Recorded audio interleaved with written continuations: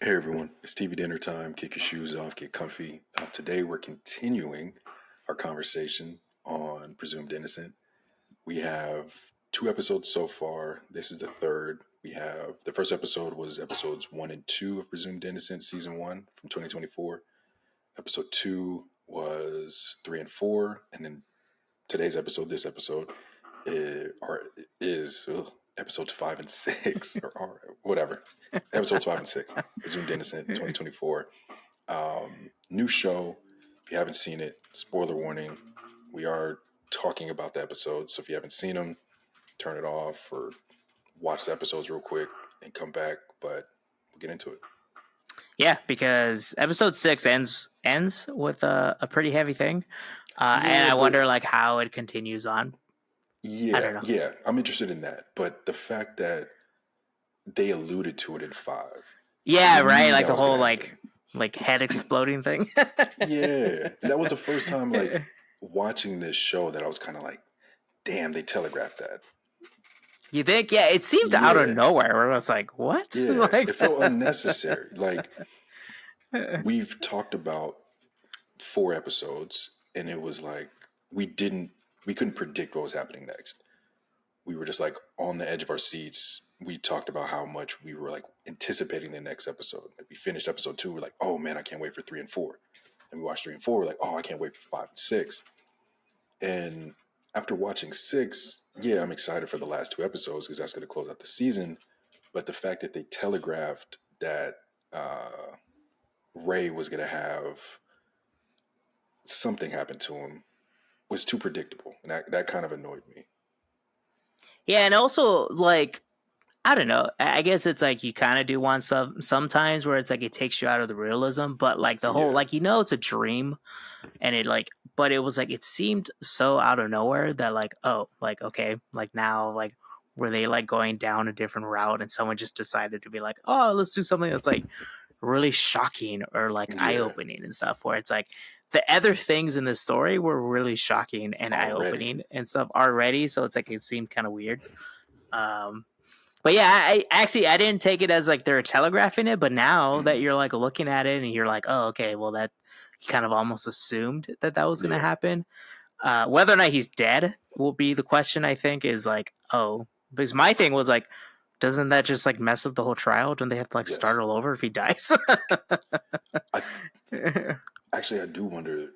I wonder now. I'm wondering how it's going to play out now.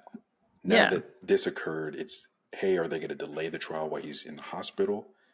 Or, hey, he did pass away. Like, how do you pick up a trial after someone passes away? Like, does Elena, who's the other lady? Oh, yeah, the co-chair and everything or whatever. Yeah. The co-defendant. Does she step in? Because it seems like there's some, I don't know if animosity is the right word, but there's some back and forth between her and Rusty. And I don't know how the trial, it may be Maya, actually. Not Elena. One of the two. I'm looking at the cast, so you can see me looking. So I wonder how that's going to play out. Like if Ray does pass away, like does that person take over? Yeah. And I definitely think I think Rusty has an issue with that person or that other lawyer is because they're very cold and calculated where it's like, I just need the fact. I don't need the fluff that you're going to probably put into. She sees through the bullshit. Like Rusty has a lot of bullshit. Yeah. And I think that's what like Rusty hates that like, oh, that's how he used to do things and stuff. Or it's like, oh, now I'm like, I'm the criminal on the other side of the table and stuff. So, because you see him still try to like flex, like, no, I want to do it this way. It's like, dude, no, like no, we're trying to help you out. Relax. Yeah, it's like it's almost like it kind of shows you that like it's never a good idea to like represent yourself as like Ted Bundy did at one point too. Like, like you need to have a clear mind and someone that's like very like, I just have one mission and then I'm gonna do this, which is funny because like you see how people like struggle with that in this story where it's like, what is the mission? Is the mission to show that Rusty didn't do it, or just that they don't have enough proof to show Rusty did it, and then he walks? And so that because those are two different concepts where it's like, hey, defense knows that he did it, but you're not showing exactly that You're not like he showing didn't do it and anything. stuff. They So really it's don't like have that like anything. burden of proof. Well, it's very Yeah. interesting to be like, because like, okay, like they don't show enough proof. That means there's a possibility that he Yeah. did do it. But something like It's a that OJ weird. thing where it's like, oh, like people around OJ are probably like, I think he did it, but I have a legally different wise, he didn't do interpretation on that, but it. and it was fun. Like I guess this kind of still fits into the conversation because it was a crime that had occurred. This is a TV show versus what had occurred with OJ. Mm. I had a different perspective just because of my parents, uh, and then it kind of got not confirmed, but another podcast I was listening to, they also said like, no, we think it's his son, which is what my parents used to say when I was younger. I'm like, nah, we don't think he did it. We think his son did it, and he was trying to make sure his son got off or was like safe. Which actually kind of like ties into this show Yeah, too, because like the son could have been implicated because yeah, also it's a black son too, where it's like yes. there's that racial side of everything, but then there's so What's much gonna happen stuff. with the bike? Like, he took the bike, threw it in his trunk, Well, the mom but was trying to throw it away. but she That's washed like the bike. that's so She shady. freaking Where it's like, scrubbed the yeah, you're bike down. It's washing like, it, dude, and then you're like, oh, I'm just gonna throw it away. yes, yes. Well, and the That fact that they looks. have photos of someone on the bike, like, don't don't get rid of the bike. Like, what are you Yeah, doing? that kind of shows. I think that would show that like they're not looking at anybody else; they're only looking at That's true. Rusty. So it's like, And that's because of their, it feels like that's because of Tommy and Rusty's back and forth yeah, like relationship. animosity with each other. Yeah. And it's nice that these last two episodes we saw more of like Tommy's like kind of background, where it's like he goes home alone, like Hmm. he has a cat. Most likely, he's not a crazy cat person, but Not that we we don't know of. know. But Yeah. we assume that there's more to his story because now it was like put out that he was the creepy guy that was Hmm. kind of being weird, and also the whole trial knows about that now, and so there's things like that. But yeah, I think there's more to like Tommy's story. And then Yeah. what's gonna suck because that district attorney's like, I'm hearing just more and more crap from you. It's just like he can't win. I'm excited. So I'm mad about them telegraphing the heart attack or what occurred with Ray, but I am excited for these last two. Me too. I'm excited to see how things play out.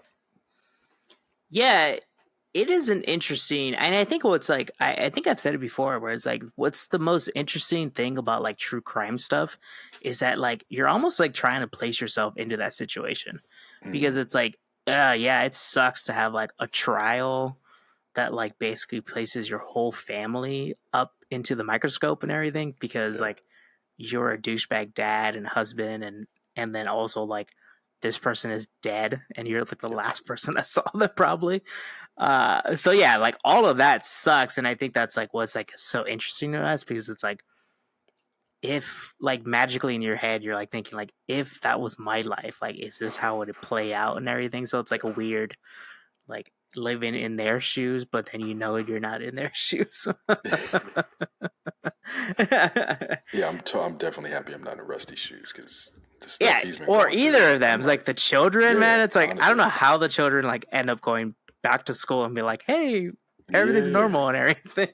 Well, even Because just the home, like being at home and them going from being angry at Rusty to mending their relationship with him to a certain extent. Like, so to have a decent home life, but then now you see the issues between your mom and your dad, and you know what your dad did, and your mom was still around, even though your dad did these terrible things outside of their marriage. But then you still have to go to school too, and like that's the worst thing in the world when you're in like middle school and high school. They're in high school, but when you're going through middle school and high school, like those are like the toughest times for a lot of kids because yeah, of you trying to you're trying to figure out your life and who you are, and so are your classmates, but then you're getting backlash even outside of, hey, my dad committed a crime. So to have that on top of it, it's got to be rough. Yeah, it's so weird. Like on every little bout, I wanted to ask you like what you thought about like the two lawyers, his defense lawyers, basically Ray and the other person, asking the wife to be like, "Hey, can you be more like supportive and everything?" Yeah. Like granted, what sucks is that like you have like you're building that story, and what sucks is because like technically the jury should not be looking outside of like the person that's sitting there on trial. So it's like, but we know that happens and stuff. Yes. And so it's like, and the lawyers know that happens. So it's like, and what do you think about that? Because it's like, yeah, she doesn't go for one day and it's like, oh my God, what is the media going to think? Like, it's a tough, it's a tough place to be. Like, especially for, okay, the wife's name is Barbara. For Barbara, that's got to be tough. Like she's like, okay, this man she already had a gut punch finding out that her husband cheated on her. And then to find out, okay, my husband cheated on me and there was a child on the way. Yeah. Now he's on trial. Like all of these and things she died. And he's implicated in the murder. And there's like so many like and all of these things that she's dealing with. And then they're like, hey, can you put a little bit of a smile on to give some support? Come on. Dude, all of these things I'm dealing with? No, I can't put a smile on. Like, we know he's possibly a monster, but come on. Like, put a smile on. I couldn't do it. Like, she's a better person than me. Yeah, it sucks because it's like you get what they're asking, but then it's also you get like what the wife Barbara is trying to be like, this is like real life. Like, this is like us, like our lives are ending probably. It was such an interesting perspective because it's like, granted, there's a lot of true crime that sometimes doesn't fall onto the subject matter of like the people around the people that commit the crimes. Granted, some people don't want to, like, I think the daughter of the BTK killer like does not want to be associated with like their father or the killer themselves, but then also not want to be asked about all that stuff, where it's like, yeah, it sucks, man. It's like, my dad is a totally different person than like I expected and stuff. But so it's a very interesting perspective to kind of like look at and everything, and the insides of a family going through this. And granted, like, it'll probably suck if he's like going through it by himself. Like, he was a single person, killed this person, whatever, and he's on trial. But now that he has like children and children old enough to know like what's going on, and like understand what's going on. But that's a testament to this show, like that we're this invested in the lives of these characters that were written by a person. Yeah, like fake people, team of people, basically. Yeah, and we're like talking about this as if they're people that we know from work. Yeah, right. Like you're expecting it's going to end like this whole season's going to end like, oh, Rusty is now spending this amount of time in prison or whatever, and the wife is this and this and that, and so like you're expecting that like follow up text on the black screen where it says like what they're doing now. 2 years later. Yeah, right. I'm excited for the next 2 episodes, the very last 2 episodes of season 1 and everything. Something shows us that season 2 is coming about, and so it will kind of give us confirmation as to what possibly that could be. But yeah, we still have to watch the last 2 episodes. Yep. Yeah. So yeah, let us know if you've seen episodes 5 and 6 of season 1's Presumed Innocent on Apple TV Plus. If you liked them, disliked them, or what you thought about it, what you think about Rusty. Like, is the guy dead? Ray, his like defense lawyer, like what's going on? I hope not. Yeah, I don't know. It's weird. It's like, it sucks because he's like basically retired. Yeah. And then he takes on a stressful case and decides to die. But yeah, let us know. And then let us know in the comments of what you thought about the series. And then we'll kind of catch you on episodes 7 and 8 for the next recording. And we'll get you next week. And let us know, please like and subscribe to Saturday Night Popcorn for more TV dinners like these.